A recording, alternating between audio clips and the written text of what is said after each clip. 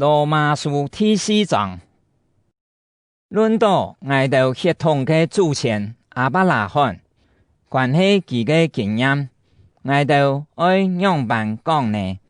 那係基本上帝稱作義人，係因為佢嘅行為，佢就有可誇口，總係在上帝嘅面前，佢冇乜嘅好誇口。聖經講，亞伯拉罕信上帝，因為佢嘅信，上帝就算佢做義人。做世嘅人得到工錢，唔算恩典，係佢應該得嘅。總係有權可判罪人做無罪嘅係上帝，信佢嘅人有可同佢有正確嘅關係，唔係因為行為，係因為信。大衛所講嘅唔係靠行為本上帝算作義嘅人有福氣，就係這個意思。佢講過犯得到原諒，罪惡得到赦免嘅人，佢係樣板有福氣啊！無本主天罪嘅人，兩人實在有福氣哦。大衛所講嘅福氣，但像屬屬割禮嘅人嘛，唔係，佢也係屬無屬割禮嘅人。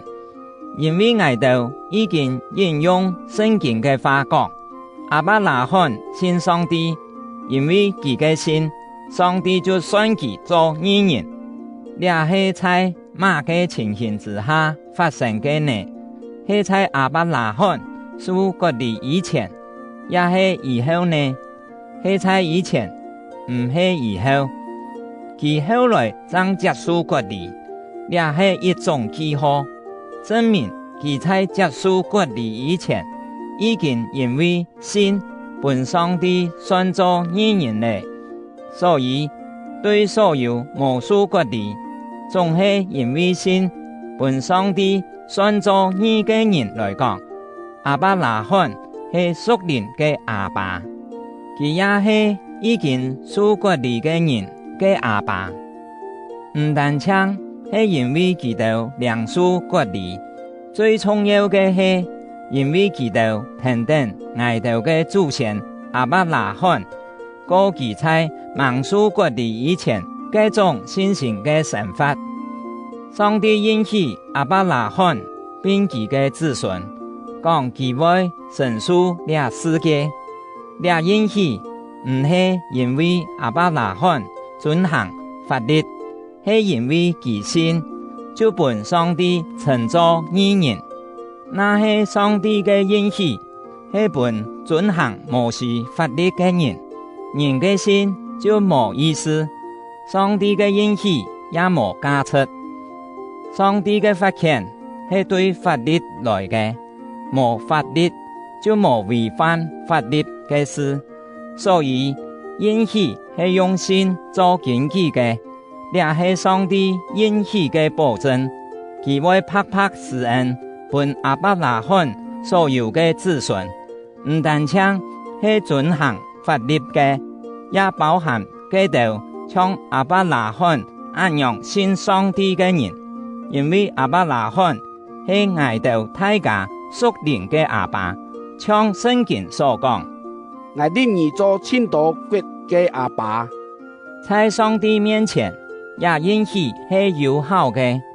亞伯拉罕所信嘅就係賜世人福法，對無創造萬有嘅上帝，在無盼望嘅時，亞伯拉罕還係盼望，還係信，所以將上咗千多國嘅阿爸，像聖經所講，你天朝會有千多子孫。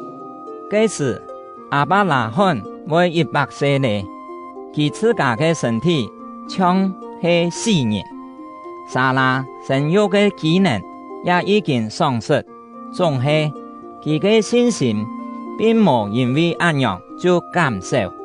佢冇喪失信心，也冇懷疑上帝嘅應許，佢嘅信心反轉更加堅固，將榮光歸本上帝。